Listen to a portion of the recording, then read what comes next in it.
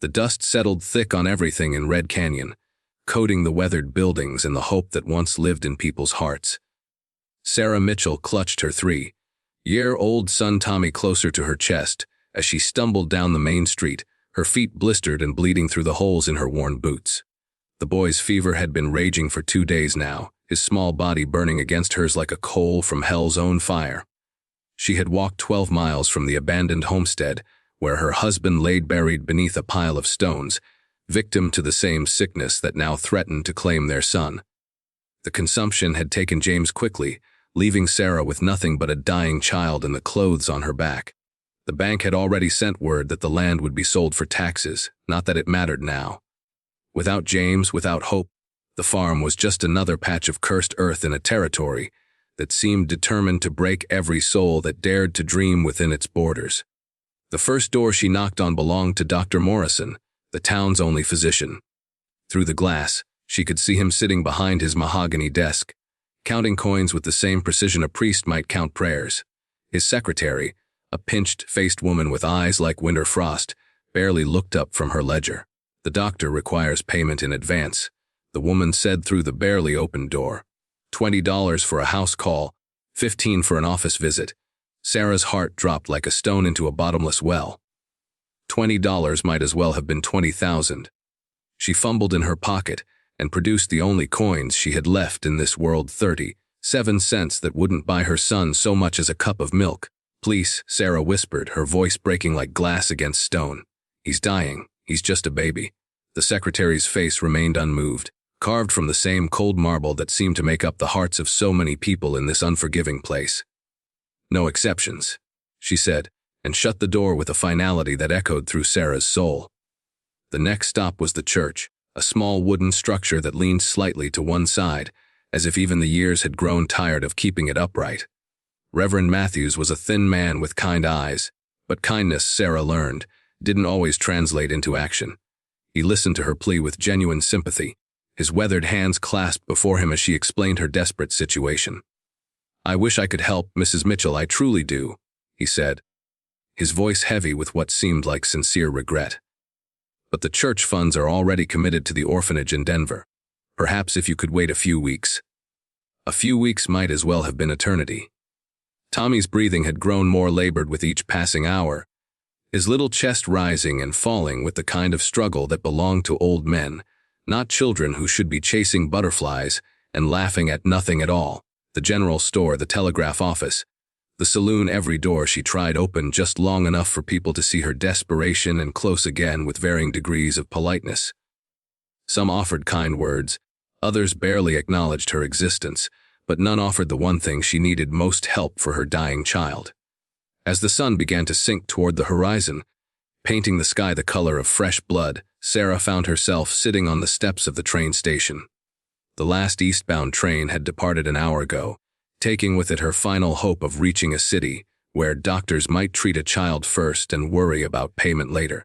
Tommy's breathing had become so shallow she had to press her ear to his chest to hear it at all, and his skin had taken on the gray pallor she remembered too well from her husband's final days. The station master, a portly man with silver whiskers and a pocket watch he consulted more often than a prayer book, emerged from his office as the shadows grew long. He looked at Sarah with the kind of discomfort that decent people feel when confronted with suffering they can't or won't address. "Mom, you can't stay here overnight," he said, not unkindly but with the firmness of a man who had seen too many desperate people pass through his domain. "Town ordinance." Sarah looked up at him with eyes that had cried themselves dry hours ago. "Where am I supposed to go?" The station master shifted his weight from one foot to the other, his conscience clearly wrestling with his responsibilities. "There's a boarding house on Elm Street. Mrs. Patterson sometimes takes in folks down on their luck." But Sarah had already tried Mrs. Patterson's boarding house.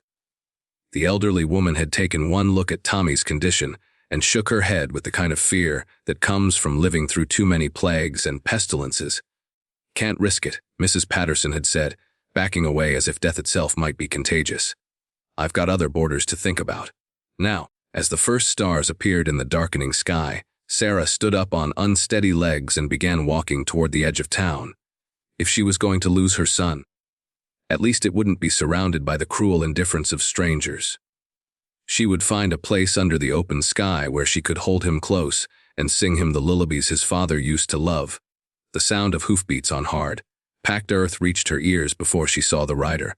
A lone figure approached from the south, silhouetted against the dying light like something out of a fever dream.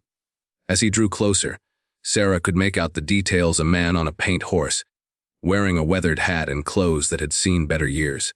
His face was hidden in shadow, but something in the way he sat his horse spoke of a confidence born from years of facing whatever the frontier threw at him. The cowboy slowed his mount as he approached, and Sarah instinctively stepped to the side of the road, clutching Tommy closer to her chest. She had learned not to trust strangers, especially men who rode alone in this lawless territory where decent folks locked their doors at sunset. But instead of riding past, the cowboy brought his horse to a complete stop. He pushed back his hat, revealing a face weathered by sun and wind, with eyes the color of sage after rain. There was something in those eyes, not pity, which Sarah had grown tired of, but something deeper and more substantial. "Evening, Mom," he said, his voice carrying the soft drawl of a man who chose his words carefully. "Couldn't help but notice you walking alone with a child. This isn't exactly the safest road after dark." Sarah found herself studying his face, looking for the signs she had learned to recognize in men who might mean her harm. But this cowboy's expression held only genuine concern, and something else, a sadness that seemed to run as deep as underground rivers. "We're fine," she said automatically, the lie coming easily after a day of being turned away by people who claimed to care about the welfare of strangers. The cowboy's eyes moved to Tommy, and Sarah saw his expression change. The child's labored breathing was audible now, and even in the fading light, his fever-flushed face was clearly visible. "That boy's sick," the cowboy said, and it wasn't a question. Sarah's defenses, already worn thin by exhaustion and despair, began to crumble. "The fever won't break," she admitted, her voice barely above a whisper. "I've tried everything. Been to every door in town." The cowboy was quiet for a long moment, his eyes never leaving Tommy's face. When he spoke again, his voice carried a weight that suggested he understood something about loss that went beyond mere sympathy. Sarah Mitchell. "And this is Tommy. I'm Jack Morgan," the cowboy said, dismounting from his horse with the fluid grace of a man who had spent more years in the saddle than on solid ground. "Mrs. Mitchell, I've got a place about 5 miles north of here. It's not much, but it's warm and dry. And I've got supplies that might help with that fever." Sarah's first instinct was suspicion. In her experience, men who made generous offers usually expected something in return, something she wasn't prepared to give. But as she looked into Jack Morgan's eyes, she saw something that stopped her reflexive distrust cold. The man was looking at Tommy with the expression of someone who had held a sick child before, someone who understood the desperate love of a parent watching their world slip away. "I don't have any money," Sarah said, testing him. "Didn't ask for any," Jack replied simply. "Why would you help us? You don't even know us." Jack was quiet for so long that Sarah began to think he wasn't going to answer. When he finally spoke, his words came slowly, as if each one cost him something precious. "Had a boy once myself," he said, his voice so soft she had to strain to hear it. "About Tommy's age. Fever took him when I was away on a cattle drive. By the time I got home..." He trailed off, but Sarah didn't need him to finish. She could see the rest of the story written in the lines around his eyes. Understanding passed between them in that moment, a recognition of shared grief that needed no words. Sarah felt something she hadn't experienced in months: hope, fragile as a bird's egg but real nonetheless. "You'd really help us?" she asked. "Already told you I would," Jack said, his tone matter of fact. "Question is whether you'll let me." Sarah looked down at Tommy, whose breathing seemed to grow more labored with each passing minute. The choice wasn't really a choice at all. "All right," she said. Jack nodded and walked to his horse, retrieving a blanket from behind his saddle. "We'll wrap the boy up good and warm. You can ride behind me. It'll be easier on both of you than walking." The ride to Jack's ranch took them through country that seemed to exist outside of time itself. Rolling hills covered in sage and buffalo grass stretched out under a sky so vast it made Sarah feel both insignificant and somehow part of something larger than herself. Jack rode carefully, mindful of his precious cargo, and Tommy seemed to settle slightly against Sarah's chest, perhaps comforted by the steady rhythm of the horse's gait. Jack's place, when it finally appeared in the moonlight, was exactly what Sarah had expected, and nothing like what she had feared. It was a simple log cabin with smoke rising from the chimney, surrounded by a well-tended corral and a small barn.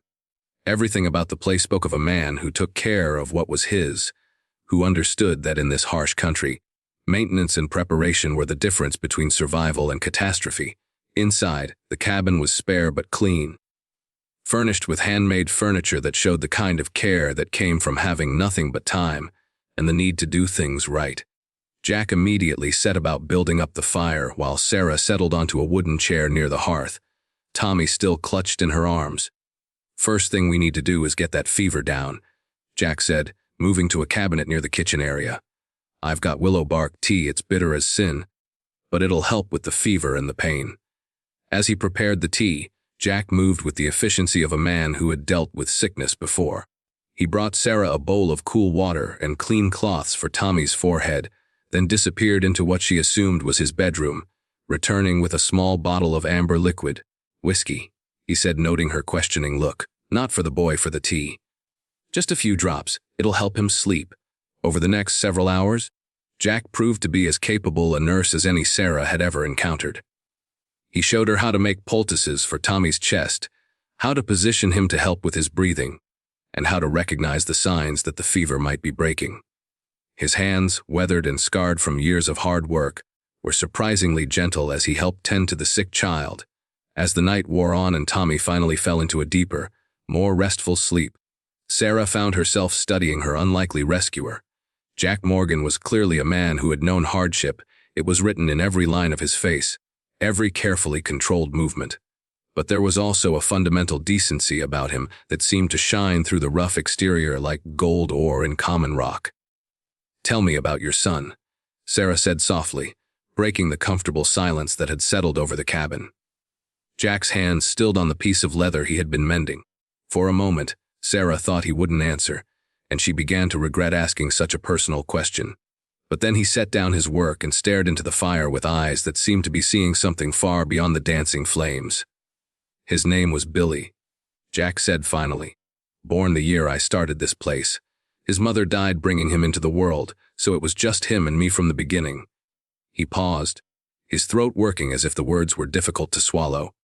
He was everything good in this world rolled up into one little boy. Always laughing, always asking questions about everything he saw. Used to follow me around like a shadow, wanting to help with every chore. Sarah felt her heart clench with sympathy as she recognized the particular pain that came with talking about a beloved child in the past tense. "The fever came in the winter," Jack continued. "I'd been away for 3 weeks, driving cattle to Denver. Left him with the neighbor woman, Mrs. Henderson. She was good people, did everything she could, but," he shrugged helplessly, "sometimes everything you can do just isn't enough." "How long ago?" Sarah asked gently. 5 years come Christmas." Jack picked up his leather work again, his hands needing something to do while his heart carried the burden of memory. "I sold off most of the cattle after that, kept just enough to get by. Didn't see much point in building something big anymore." Sarah understood. She had felt the same way after James died. What was the point of dreams when the person you wanted to share them with was gone? But looking around Jack's cabin, seeing the care he had taken with every detail, she realized that maybe he had been building something all along, just not what he had originally planned. "You blame yourself," she said, and it wasn't a question. Jack's hands stilled again. "Shouldn't have left him. Cattle Drive could have waited until spring, and if you hadn't gone you might have lost the ranch entirely. Then where would Billy have been?" "Alive," Jack said simply. But Sarah could hear the uncertainty in his voice, the question he had probably asked himself 1,000 times. "Maybe. Or maybe the fever would have taken him anyway, and you'd have lost everything else too." Sarah shifted Tommy in her arms, feeling his breathing settle into a more natural rhythm. "We can't know what might have been, Jack. We can only deal with what is." They talked through the night, sharing stories of loss and hope, of dreams deferred and the small victories that made survival worthwhile. Sarah told Jack about her life with James, about the farm they had built together and the future they had planned. Jack spoke of his early days in the territory, of the challenges of building a life from nothing in a land that seemed determined to test every soul that dared to call it home. As dawn approached, Tommy's fever finally broke. Sarah felt it happen, One moment his small body was burning against her chest, and the next, blessed coolness began to replace the terrible heat. His breathing deepened and settled, and for the first time in days, his sleep looked peaceful rather than like a battle being fought in dreams. Jack noticed the change immediately. "Favors broken," he said, and the relief in his voice was unmistakable. Sarah began to cry then, not the desperate tears of despair she had shed over the past few days, but tears of gratitude and overwhelming relief. Tommy was going to live. Her son was going to live. Jack made breakfast eggs from his chickens, bacon from a pig he had slaughtered the previous fall, and coffee strong enough to wake the dead. As they ate, Tommy stirring occasionally in his makeshift bed near the fire, they discussed practical matters. Sarah had nowhere to go, no money and no prospects. The bank would soon own her former home, and winter was coming. "You could stay," Jack said, the words coming out in a rush as if he had been working up the courage to say them. "I mean, temporarily. Until you figure out what you want to do next. I could use the help around the place. And Tommy could use time to get his strength back." Sarah studied his face, looking for ulterior motives, but finding only honest concern and something else, loneliness. Perhaps, or the simple human need for connection that everyone carried but few were brave enough to acknowledge. "I don't want to be a burden," she said. "Wouldn't have offered if I thought you would be. What would people say? A single woman living on a bachelor's ranch." Jack's laugh was dry as desert wind. "Mrs. Mitchell, the nearest neighbor is 8 miles away, and he's 80 years old and deaf as a post. I don't think we need to worry much about gossip." Sarah considered the offer. She had no other options, no other prospects, and winter in this territory was no time to be wandering the countryside with a recovering child. More than that, though, she found herself drawn to the idea of staying. Not just because she needed help, but because Jack Morgan had shown her something she had almost forgotten existed: kindness without expectation of return. "All right," she said finally. "But I pull my weight. I can cook, clean, tend to animals, help with whatever needs doing." "Deal," Jack said, and they shook hands across the table like business partners entering into a contract. Though both of them knew it was something more complicated and more important than any mere business arrangement. The weeks that followed established a routine that felt both natural and carefully constructed. Sarah took over the domestic duties that Jack had been managing with the efficiency of a man who had learned to cook for himself or go hungry. She cooked meals that reminded Jack what food could taste like when it was prepared with care rather than mere necessity. She cleaned the cabin until it shone, not because Jack had asked her to, but because creating order and beauty felt like a way of honoring the kindness he had shown her and Tommy. Tommy, meanwhile, recovered with the resilience that belonged to the young and beloved. Within a week, he was toddling around the cabin, getting into everything with the curiosity that Sarah had feared she might never see again. Jack watched the boy with an expression that was part joy and part pain, clearly remembering another little boy who had filled this same space with laughter and questions. One evening, as they sat by the fire after supper, Tommy climbed onto Jack's lap with the fearless trust that children gave to adults who had proven themselves safe. Jack's arms closed around the boy automatically, and Sarah saw something in his face that she recognized: the look of a man remembering how to hope. "He looks like his father," Jack said softly, smoothing Tommy's hair. "He has James's eyes," Sarah agreed, "but his stubborn streak is all mine." Jack chuckled, a sound that seemed to surprise him with its wretchness. "I can believe that." As winter settled over the territory, their temporary arrangement began to feel less temporary and more like something that might have staying power. Jack taught Tommy to whittle, just as he had once taught his own son. Sarah discovered that she had a talent for preserving food and managing the household supplies that would see them through the hard months ahead. Together, they created a small oasis of domestic peace in a land that seemed designed to test human endurance at every turn. The first real test came in January, when a blizzard struck that lasted for 4 days and buried the cabin under 6 feet of snow. Trapped inside with no way to reach the barn or check on the animals, they were forced to rely entirely on each other for company and comfort. Instead of feeling confined, Sarah found herself thinking that she had never felt so safe, so much at home anywhere in her life. During those long, snow-bound days, she and Jack talked about everything and nothing: their childhoods, their dreams, their fears about the future. Tommy played with wooden toys Jack carved for him, and in the evening, Sarah would read aloud from the few books Jack owned while he worked on leather goods or sharpened tools. One evening, as the wind howled outside and the fire crackled in the hearth, Jack set down the bridle he had been repairing and looked directly at Sarah. "I need to tell you something," he said, his voice serious enough to make her look up from the mending in her lap. "All right. When I offered to let you stay, I told myself it was temporary, just until you got back on your feet." He paused, seeming to gather courage for what came next. "But that's not the truth anymore. If it ever was." Sarah's hands stilled on the shirt she had been mending. "What are you saying, Jack?" "I'm saying I don't want you to leave. Not when spring comes. Not ever." He looked at Tommy, who had fallen asleep on the rug in front of the fire. "I love that boy like he was my own, and He trailed off, then started again. "Sarah, I know it's been less than a year since your husband died, and I know you married him for love. I'm not asking you to feel the same way about me, but if you could see your way to staying as my wife, I promise you I'd spend every day of my life trying to make you glad you did." Sarah felt her heart hammering against her ribs. She had not expected this, had not dared to hope for it, even when she caught herself watching Jack's hands as he worked or listening for the sound of his voice when he was outside doing chores. "Jack," she said carefully, "I can't pretend that what I feel for you is the same as what I felt for James. We were children when we married, grew up together. What we had was—" She struggled for words. "It was like morning sunlight, warm and bright and full of possibilities." Jack's face began to close down, preparing for rejection, but Sarah reached across the space between their chairs and took his hand. "But what I feel for you is different," she continued. "It's like evening firelight, deeper, steadier, built on understanding and choice rather than just hope and dreams." Jack's eyes searched her face. "Are you saying yes?" "I'm saying that I love you, Jack Morgan. Not the way I loved James, but completely and truly nonetheless. And yes, I'd be honored to be your wife." They were married in the spring by the circuit preacher who made his rounds through the isolated ranches and settlements.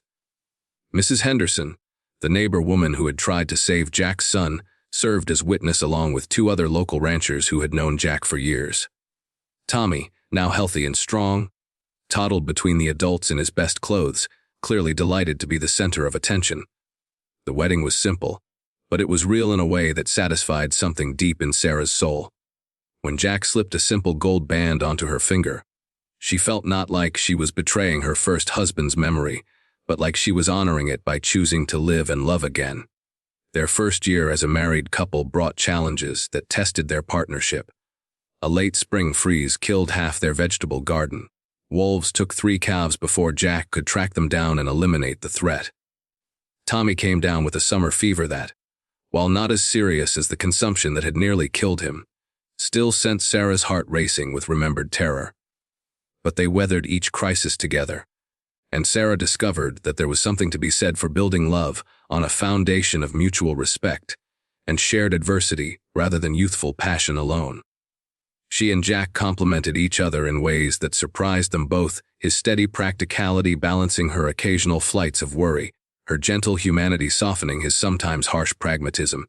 Tommy thrived in their care, growing into a sturdy, confident child who called Jack Papa, with the easy acceptance of a boy who had never known anything but love and security in this man's presence. Jack, in turn, seemed to heal a little more each day, the bitter edges of his grief slowly worn smooth by the daily joys and challenges of raising a child. One evening in late summer, as they sat on the porch watching Tommy chase fireflies in the gathering dusk, Sarah reflected on the strange twists of fate that had brought them to this moment. A year ago, she had been a desperate woman walking down a dusty road with a dying child, turned away by everyone she asked for help. Now she was watching that same child, healthy and happy, playing in the yard of a home where she was cherished and valued. "Penny for your thoughts," Jack said, settling back in his chair with the contentment of a man who had found his place in the world. "Just thinking about how we got here," Sarah said. "If you hadn't come down that road that night." "But I did," Jack said simply. "And you let me help? Even though you had every reason not to trust a stranger." "What made you stop?" Sarah asked. "Really?" Jack was quiet for a long moment, watching Tommy's silhouette dart between the flickering lights in the yard. "I think I was looking for a chance to be the person I wished I'd been 5 years ago. The person who would have stayed home with his sick son instead of chasing after money and cattle." Sarah reached over and took his hand. "You can't change the past, Jack." "No. But maybe I can honor it by doing better in the present." As autumn painted the countryside in shades of gold and crimson, Sarah realized that she had found something she had never thought to look for: not just love, but purpose. She was not just Jack's wife or Tommy's mother, but a partner in building something meaningful in this harsh and beautiful country. Together, they were creating a legacy that would outlast them both, a home where love and kindness mattered more than wealth or status. When the first snows began to fall, Sarah stood in the warm kitchen of their cabin, watching through the window as Jack and Tommy built a snowman in the yard. The man who had stopped to help a desperate stranger on a dusty road had become the center of her world, not through grand romantic gestures but through daily acts of care and commitment. Tommy ran inside, cheeks red with cold and excitement, and threw himself into Sarah's arms. "Mama, Papa says we can make snow angels after lunch." "Did he?" Sarah said, smoothing her son's hair and marveling at how the word "mama" could still make her heart sing, even after all this time. "And he says maybe if we're good, we can have a Christmas tree this year with real candles." Sarah looked out at Jack, who was brushing snow off his coat before coming inside. He caught her watching and smiled, the expression transforming his weathered face into something beautiful. That night, after Tommy had been tucked into his bed and the fire had been banked for the night, Sarah lay in her husband's arms and thought about the journey that had brought her to this moment. She thought about the doors that had closed in her face, the people who had turned away, the desperation that had nearly consumed her. But mostly, she thought about the lone cowboy who had stopped when everyone else had passed by, who had seen a mother in need and acted without thought of reward or recognition. In helping her, Jack had saved not just Tommy's life but all their lives, creating a family from the ashes of loss and the seeds of simple human decency. Outside, snow continued to fall on the little ranch, blanketing the world in pristine white.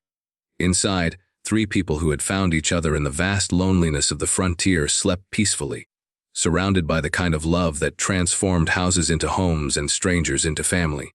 The story of Sarah Mitchell and Jack Morgan would never be written in history books or sung by traveling minstrels. It was just one small tale of human kindness in a time and place where such kindness was rare and precious. But for Tommy, growing up in the circle of their love, it would be the foundation story of his life, proof that sometimes, when the world seems darkest and hope seems lost, a stranger on horseback might appear on the horizon, ready to offer not just help but the chance for a new beginning. And in the years to come, when Tommy was grown with children of his own, he would tell them about the night his mother carried him down a dusty road toward what seemed like certain death, and how a cowboy with kind eyes and gentle hands had stopped to offer them not just shelter, but a home. He would tell them that true strength was not found in the ability to stand alone, but in the wisdom to accept help when it was offered, and the courage to offer it in return. The lesson would live on long after the original actors in this drama had passed into memory, a reminder that in a world often harsh and unforgiving, the simple act of stopping to help a stranger could change not just lives but generations. And perhaps, in the end, that was the greatest legacy of all: not wealth or fame or power, but the knowledge that when faced with another person's suffering, you chose compassion over indifference, action over apathy, hope over despair.